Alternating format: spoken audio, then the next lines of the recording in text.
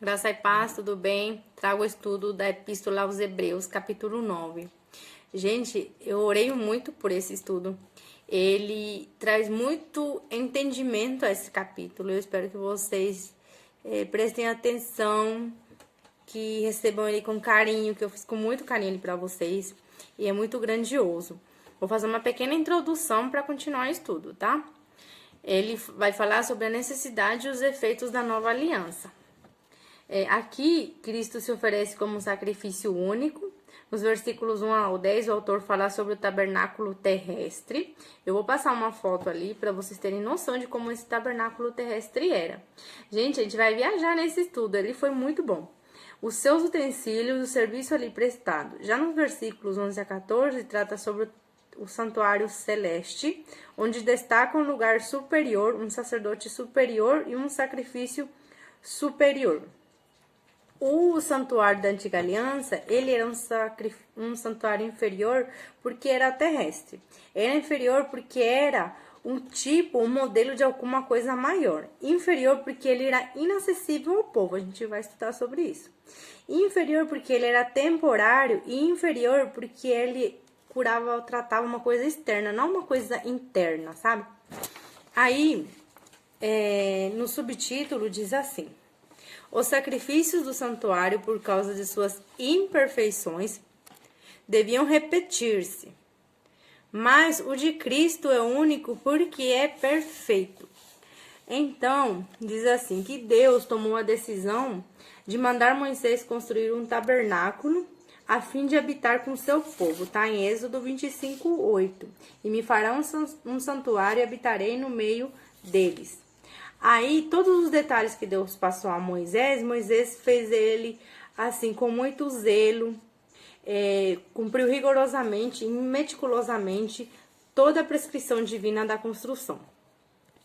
O estudioso, ele diz que o escritor aos Hebreus se refere apenas ao tabernáculo original, cujo modelo foi revelado a Moisés no monte, no qual foram baseados e construídos templos depois, né? De modo algum, ele procura diminuir-lhe a glória. Ao contrário, ele admite a sua grandeza a fim de que, com maior destaque, apresentar a grandeza suprema do santuário celestial, no qual Jesus entrou para comparecer diante de Deus por nós. Esse tabernáculo, para a gente ter uma noção assim, ele se dividia em 3 partes. Ele tinha o pátio exterior, o lugar santo e o santo dos santos. Vou ler o versículo 5 para vocês. Está escrito assim: e sobre a arca os querubins da glória que faziam sombra no propiciatório, das quais coisas não falaremos agora particularmente. Por que fala assim? O autor aos Hebreus, ele menciona apenas 2 partes. Não por ser seu propósito fazer uma descrição exaustiva do tabernáculo. Mas a gente vamos estudar um pouquinho sobre um pouco de todas as partes, né? Pra gente entender, porque ele é muito grandioso, muito legal. Na primeira parte, então, do tabernáculo, ficava o pátio exterior. Nesse pátio, ele estava o altar de bronze, a pia de bronze, tudo ali era de bronze, pois o bronze falava do juízo de Deus sobre o pecado. No altar de bronze era onde eram feitos os sacrifícios. A pia de bronze, ela representava a constante purificação para todo aquele que entrava para adorar e prestar culto a Deus. Então, os sacerdotes, eles se lavavam antes de oficiar as coisas de Deus, as coisas sagradas, né? Na segunda área do tabernáculo, era o lugar santo, na segunda, né? Ali ficava, prestem atenção, ali ficava a mesa dos pães da proposição, o candelabro e o altar de incenso. No segundo lugar, no lugar santo. Ali tudo era de ouro, pois remetia à comunhão com Deus. A mesa com os pães da proposição aponta para Jesus, que é o pão da vida. O candelabro com suas lâmpadas sempre acesas apontam para Jesus, que é a luz do mundo. De frente ficava o altar de incenso, que representava as orações que sobem aos céus, na presença do próprio Deus. Assim, em Cristo, o altar se conecta com o trono. Depois vinha o lugar santo dos santos. O que acontece aqui? O autor aos Hebreus, ele coloca o altar de incenso no lugar santo dos santos, que é o terceiro lugar. Vou ler aqui no versículo 4. Que tinha vou ler desde o 3. Mas depois do segundo véu, estava o tabernáculo que se chama Santo dos Santos, que tinha um incensário de ouro e a arca do concerto, coberta de ouro toda em redor, em que estava um vaso de ouro que continha o maná e a vara de Arão que tinha florescido, e as tábuas do concerto. O que acontece aqui? É que não era assim. Diz que a disposição dos utensílios do tabernáculo está em Êxodo 36.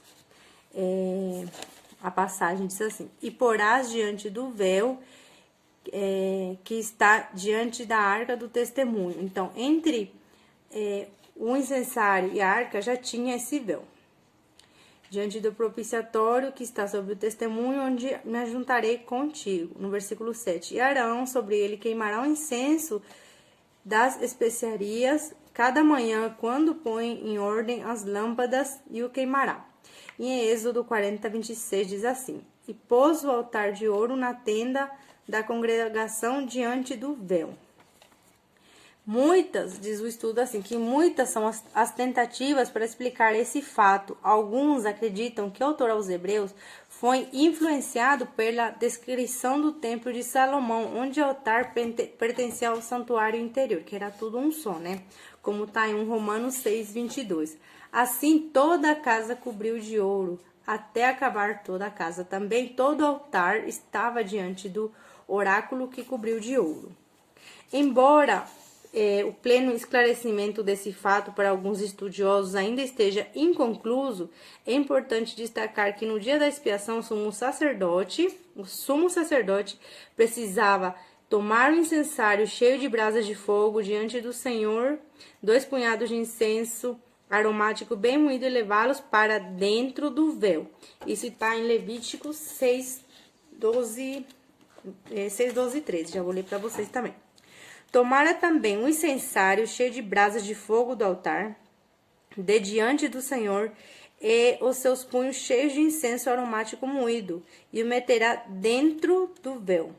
E porá incenso sobre o fogo perante o Senhor, e a nuvem do incenso cobrirá o propiciatório, que está sobre o testemunho, para que não morra. Nesse dia, então, uma vez por ano, o incensário se tornava uma extensão do lugar santíssimo. Gente, viram como é importante estudar, ter esses conhecimentos? Gente, eu achei maravilhoso. Então, depois vem a terceira área do tabernáculo, que é a área dos santos, onde ficava ali a arca da aliança. O que tinha nessa arca? Havia 3 objetos. As tábuas da lei, que representando Cristo como palavra viva do Deus vivo. Depois, o vaso com o maná, demonstrando Jesus como verdadeiro pão que desceu do céu. E, finalmente, a vara seca de Arão que floresceu, apontando para a vitória de Cristo sobre a morte. Gente, a gente viaja, né? Imagina como é que foi tão óbvio, né? A vara seca de Arão que floresceu aponta a vitória de Cristo sobre a morte.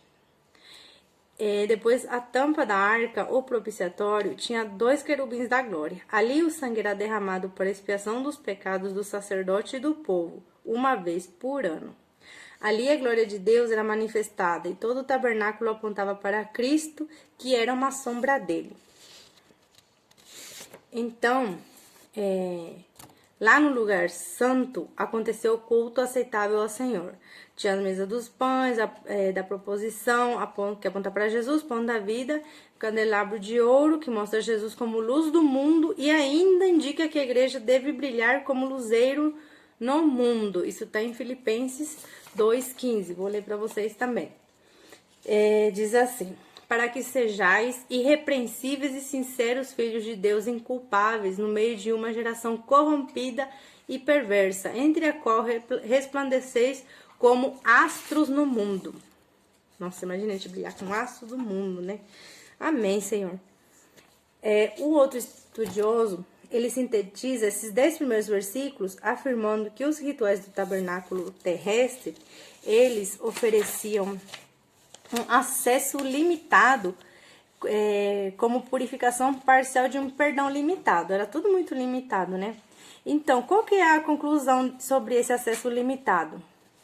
Tá no versículo 9 a 7. Naquele tempo, então, o caminho para o santuário não estava aberto a todo o povo, né? Diz assim, 6 a 7. Vou ler para vocês também. Ora, estando essas coisas assim preparadas, a todo tempo entravam os sacerdotes no primeiro tabernáculo, cumprindo os serviços. Mas no segundo, só o sumo sacerdote, uma vez no ano, não sem sangue, que oferecia por si mesmo pela culpa do povo. Então, somente os sacerdotes entravam no lugar santo e o sumo sacerdote no santo dos santos. E uma grossa cortina separava o lugar santo do santo dos santos. O caminho que levava à presença de Deus ainda não estava aberto durante a época da antiga aliança, no versículo 8. Dando nisso a entender o Espírito Santo que ainda o caminho do santuário não estava descoberto enquanto se conservava em pé o primeiro tabernáculo. Então, em Cristo, porém, o caminho foi aberto. Isso vai estar no estudo no capítulo 10, 19 e 20. Quando Jesus morreu na cruz do Calvário, a cortina do templo se rasgou de cima a baixo. Gente, tá em Mateus e em Marcos.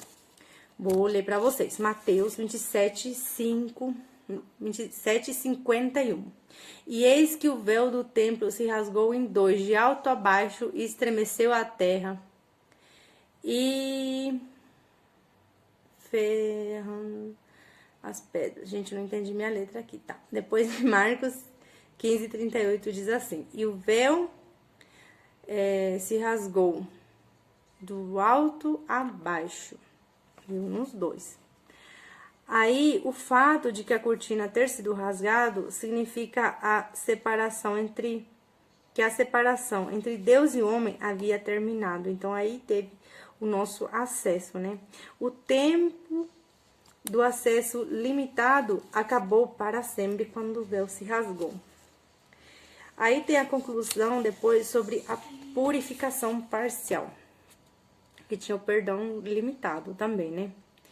Os rituais do tabernáculo não podiam lidar de forma plena com o pecado, nem trazer plena purificação ao pecador. O sumo sacerdote, uma vez por ano, entrava no Santo dos Santos, como a gente já viu, né, com sangue para oferecer sacrifícios por si e pelos pecados da ignorância do povo, mas não havia sacrifício para os pecados deliberados, nem purificação para a consciência. Vou ler para vocês, o 8 e o 9, né? Dando nisso a entender que o Espírito Santo, que ainda o caminho do santuário não estava descoberto enquanto se conservava em pé o primeiro tabernáculo, que é uma alegoria para o tempo presente, em que se oferecem dons e sacrifícios, que quando a consciência não podem aperfeiçoar aqueles que faz o serviço. Então, gente, eu penso assim, eles entravam uma vez por ano, diz o estudo, né? Imagina, uma vez por ano alguém entrar para pedir perdão pelos seus pecados. Às vezes vem fulano, ai, ora por mim.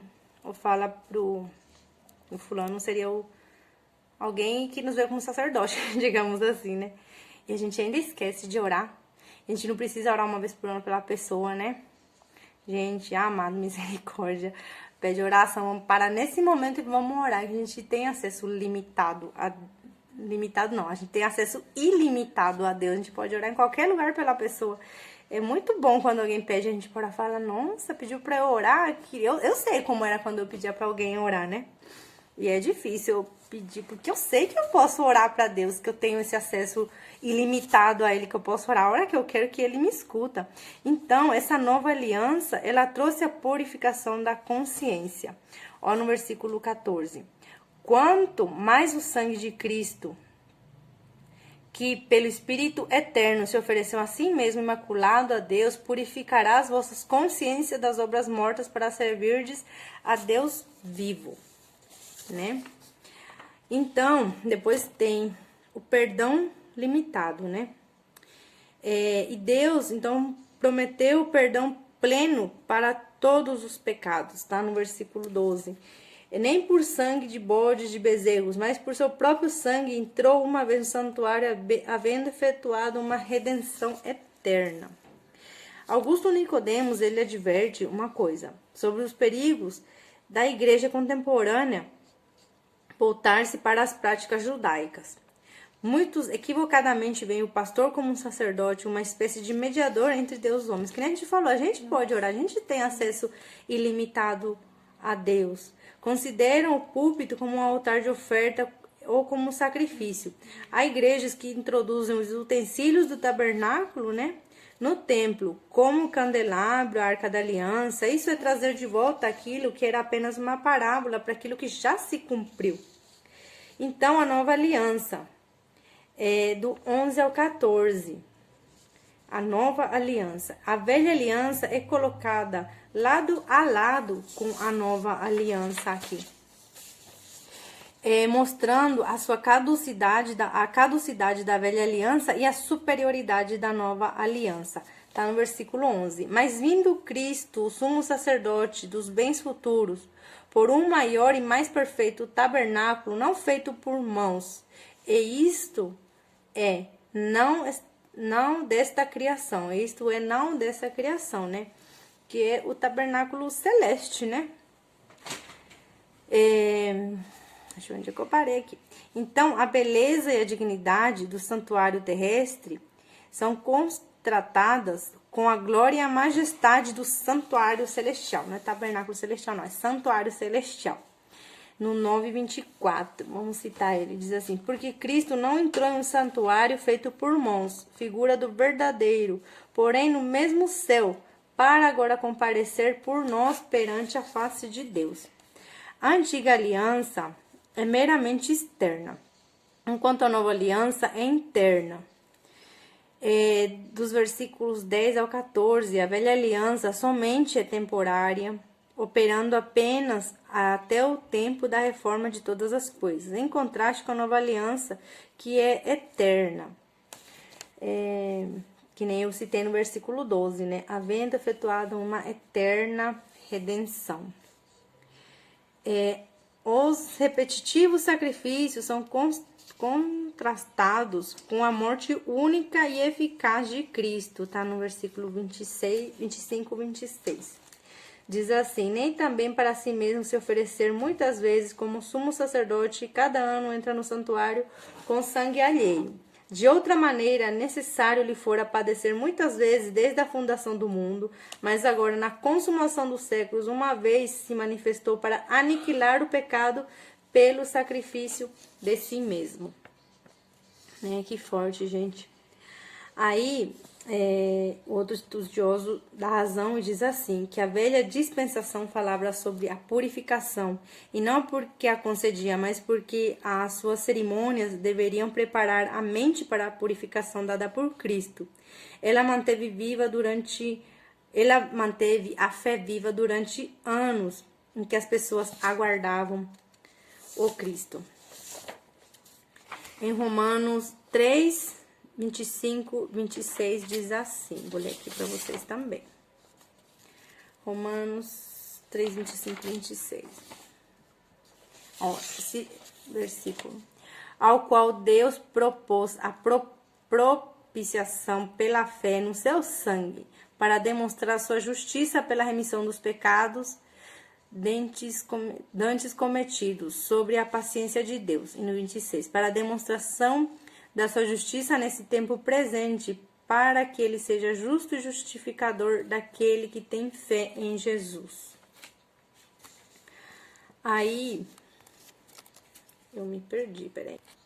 Então, aí Jesus trouxe o que o Antigo Testamento prometera. Por isso, ele é o melhor sacerdote e ele é capaz de levar os homens a Deus. Glória a Deus por isso, né? O outro estudioso, Wiley, diz que as contraposições podem ser assim sintetizadas. Os sacerdotes da ordem de Arão serviam um tabernáculo terreno que era apenas imagem do verdadeiro. Cristo serviu no maior e mais perfeito tabernáculo. Isso é no próprio céu. Os sacerdotes terrenos ministravam apenas sombras ou a imagem das coisas celestiais. Cristo ministrou a própria substância que lançava aquelas sombras, a vida e a luz eterna. O ministério dos sacerdotes terrenos era contínuo e insuficiente. O de Cristo foi único e obteve redenção eterna para nós. Fomos então trazidos de volta para Deus. de uma maneira eficaz, verdadeira e para sempre. Cristo, com seu sacrifício, obteve para ele a eterna redenção. Que está no versículo 12, ele cita aí de novo, né? Depois diz sobre a purificação da consciência, do versículo 13 e 14. Porque se sangue dos touros e bodes e a cinza de uma novilha esparcida sobre os imundos os santifica quando a purificação da carne. Viu? Ele santifica quanto a purificação da carne. Quanto mais o sangue de Cristo, que pelo Espírito Eterno se ofereceu a si mesmo, imaculado a Deus, purificará as vossas consciências das obras mortas para servirdes a Deus vivo. Ele faz uma pergunta ali, né? O que quer dizer sobre a purificação da consciência? O Augusto de Nicodemos, o estudioso, diz que a religião no mundo todo é a tentativa do homem. A religião no mundo todo é a tentativa do homem de resolver este problema da consciência. A culpa é universal. O homem tenta de tudo para aplacar sua consciência carregada de culpa. Desde os homens mais civilizados até os homens mais embrutecidos, todos lidam com o drama de uma consciência atormentada pela culpa.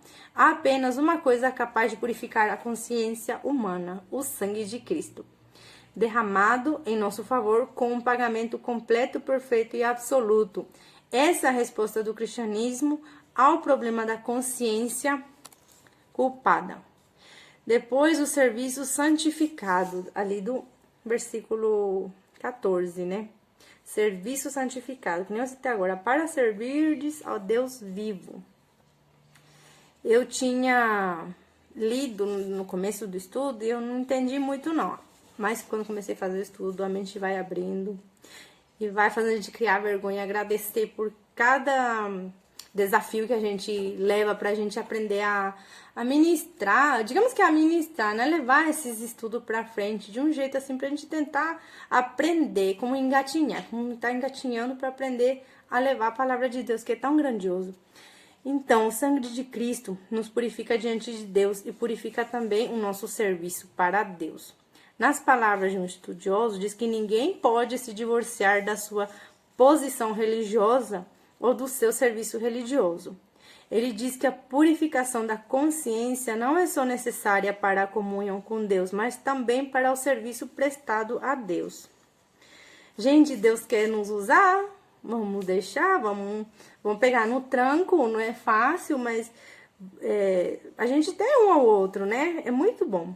Eu aqui nesse estudo eu tive que pedir auxílio aos universitários, né? Porque eu não sei tudo. E é muito bom, eu tô muito feliz com isso, sabe? Diz corretamente que o sacrifício de Jesus não contempla apenas o passado, mas também o futuro. Não faz apenas que o homem seja perdoado, mas também que seja instrumentalizado para fazer a obra de Deus. Não apenas paga a sua dívida, mas também lhe concede a vitória. Eu me sinto vitoriosa fazendo esse estudo, gente, porque eu nunca pensei que ia fazer isso, né? Então, continuando, nos versículos 15 a 28, fala sobre o mediador da nova aliança e seu sacrifício perfeito. Ambas as alianças foram ratificadas com sangue. A antiga aliança era com sangue e sacrifícios de animais, né? E a nova aliança foi firmada com o sangue de Cristo. A nova aliança nos proporciona uma nova posição perante Deus e um novo coração. O Stuart, que é um estudioso, ele examinando a passagem inteira, diz que podemos encontrar aqui 3 gloriosas verdades: o que Cristo fez no passado, do versículo 15 ao 26, o que Cristo está fazendo no presente e o que Cristo fará no futuro, que é lá no finalzinho, né? E diz assim, que Cristo é o mediador da nova aliança, como está no versículo 15. E por isso é mediador de um novo testamento, para que, intervindo a morte para a remissão das transgressões que havia debaixo do primeiro testamento, os chamados recebam a promessa da herança eterna. E como o próprio Deus tomou a iniciativa de reconciliar-nos consigo mesmo, ele, por meio de Cristo, tá em 2 Colossenses 5:18. Deixa eu achar aqui meu papel. 2 Colossenses 5:18. Vou ler para vocês. Não, é 2 Coríntios, perdão. 2 Coríntios 5:18, 21. Olha, gente, como é que fala. E tudo isso porém, Deus que nos reconciliou consigo mesmo por Jesus Cristo e nos deu o ministério da reconciliação. Isto é, Deus estava em Cristo reconciliando consigo o mundo, não lhes imputando os seus pecados, e pôs em nós a palavra da reconciliação, de sorte que somos embaixadores da parte de Cristo, como se por nós rogasse, como se Deus por nós rogasse. Rogamo-vos, pois, da parte de Cristo, porque vos reconcilieis com Deus. Aquele que não reconheceu o pecado aquele que não conheceu o pecado, o fez pecado por nós, para que nele fôssemos feitos justiça de Deus. Amém, né, amados? Gente, eu tô amando esse estudo. Nós que estávamos longe, fomos aproximados. Nós que estávamos perdidos, fomos achados. Nós que estávamos mortos, recebemos vida. Em Cristo recebemos perdão, aceitação e vida eterna. Aqueles sacrifícios apontados... Peraí. Voltando aqui, porque é muita coisa, né? Então, aqueles sacrifícios apontavam para o sacrifício perfeito de Cristo. Era para ele o cordeiro que tira o pecado do mundo. João 1:29. No dia seguinte, João viu a Jesus que vinha para ele e disse: imagina você vindo, Jesus vindo para você. E João disse para ele: eis o cordeiro de Deus que tira o pecado do mundo. Que os adoradores olhavam quando sacrificavam os animais. O sacrifício de Cristo, portanto, foi eficaz para aqueles que viveram, olha só, antes dele, e também para nós que vivemos depois dele. Os que viveram na velha aliança foram perdoados olhando para a frente, para o Cristo da profecia. Nós somos salvos olhando para o passado, para o Cristo da história. Uma solene oferta, diz ali no versículo 5. Recebam a promessa da eterna herança aqueles que têm sido chamados. Cristo oferece eterna herança. Dizer que essa herança é restringida, não há determinada nação, mas a certa classe definida, ou seja, aqueles que têm sido chamados. Versículo 16, gente, vou ler essa parte, ó. Porque onde há testamento necessário é que intervém a morte, porque onde há testamento necessário é que intervém a morte do testador. Um testador é aquele que escreve o documento voluntário, como expressão de vontade última, com validade legal, no qual distribui suas riquezas para os contemplados em seu testamento. O testador indica as pessoas contempladas, estabelece as condições do testamento. Enquanto vive o testador, ele pode modificar tanto o nome das pessoas como alterar as cláusulas. E ele é soberano para fazer essas alterações. Aí tem uma pergunta do estudioso: que maior segurança poderia ser concedida aos herdeiros da promessa do que o próprio testador, aquele que escreveu, levantar-se dentre os mortos para fazer cumprir o seu próprio testamento? É porque ele vai voltar. Ele vai voltar, gente. A morte do testador, no versículo 17, porque um testamento tem força onde houve morte, ou terá algum valor enquanto o testador vive? Então, a morte do testador é absolutamente necessária para que as bênçãos prometidas no testamento sejam auferidas pelas pessoas nele incluídas. Foi pela sua morte que os crentes receberam o perdão. Cristo inaugurou a nova aliança em seu sangue.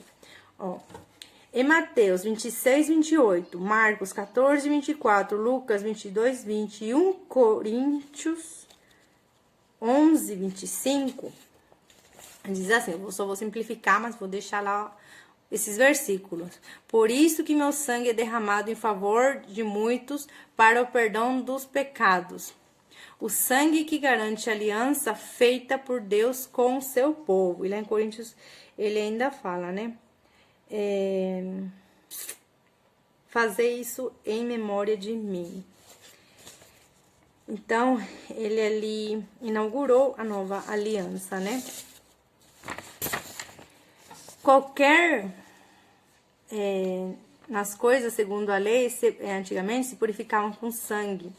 Uma vez que tinha algumas coisas que eram purificadas com água e com fogo. Porém, na antiga aliança, estavam meridianamente claro que sem derramamento de sangue não haveria remissão dos pecados. Está até ali no versículo 22, diz assim: quase todas as coisas, segundo a lei, se purificavam com sangue, e sem derramamento de sangue não há remissão. Essa declaração está baseada também em Levítico 17:11. Acho que eu separei aqui também para ler para vocês. Sim. Diz assim: porque a alma da carne está no sangue, pelo que vou-lo tenho dado sobre o altar, para fazer expiação pelas vossas almas, porquanto é o sangue que fará a expiação da alma, né? Depois da purificação, na primeira aliança era feita com sangue, como vimos no versículo 22, no 23 também. Algumas coisas eram purificadas com água e fogo, mas o santuário de todos os seus utensílios precisavam ser purificados com sangue. Imagina, ninguém podia comparecer perante Deus para cultuá-lo sem estar debaixo de sangue. Se as coisas do tabernáculo terreno precisavam ser purificadas com sangue de animais, então o santuário celeste superior ao terreno precisava ser purificado com um sacrifício superior, que foi o sacrifício de Cristo. Tá ali no versículo 23. De sorte que era bem necessário que as figuras das coisas que estão no céu assim se purificassem, mas as próprias coisas celestiais com sacrifícios melhores do que este. Isso, né? Aí, continuando. Cristo nunca entrou no santuário feito por mãos, está no versículo 24, né? Ele, então, Cristo nunca entrou no santuário feito por mãos. Vou ler o 24. Porque Cristo não entrou em um santuário feito por mãos, figuras do verdadeiro, porém no mesmo céu, para agora comparecer por nós mediante a face de Deus, né? Ele não entrou no santuário, mas ele entrou no santuário celeste, que é o santuário superior, do qual o santuário terrestre era apenas uma sombra. Vou explicar aqui uma coisa para vocês. Cristo nunca entrou num santuário feito por mãos. Ele não era da tribo de Levi, ele era da tribo de Judá. O que eu quero dizer com isso? Diz assim, que na época em que Deus deu a direção a Moisés de dirigir o povo, as tribos eram 12. Quem já fez EBD, já estudou um pouco do Antigo Testamento, a gente estudou que tinham 12 tribos, né? E a tribo de Levi é a que veio através de Arão, que era irmão de Moisés, que Arão é aquele da vara que floriu, né? Irmão de Moisés, e eles eram os homens separados especialmente e somente para o serviço do templo, do santuário e de oferecer o holocausto. Eles eram os responsáveis pelas coisas sagradas do Senhor, né? Eles não iam para a guerra, eles ficavam com a arca. Então Jesus, ele não veio da linhagem de Levi, ele não era sacerdote, né? Porque os que eram da linhagem de Levi que eram sacerdote. Só que Jesus, ele era o próprio sacerdote. Ele é o sumo sacerdote real. Mas ele veio da linhagem de Judá. O Senhor fez a promessa na casa de Davi, que era da tribo de Judá, né? Por isso, então, Jesus era da linhagem de Judá. Aí, o sacrifício de Cristo teve um efeito cósmico e alcançou a terra e o céu. O que quer dizer aqui? O sacrifício de Cristo tem um efeito cósmico. Imagina, cósmico, alcançou a terra e o céu. Lá em Colossenses 1:20 diz assim: portanto, por meio do Filho, Deus resolveu trazer o universo de volta para si mesmo. Ele trouxe a paz por meio da morte do seu Filho na cruz e assim trouxe de volta para si mesmo todas as coisas, tanto na terra como no céu. Jesus ministra no próprio céu, onde se apresenta perante a face de Deus e faz isso em nosso favor.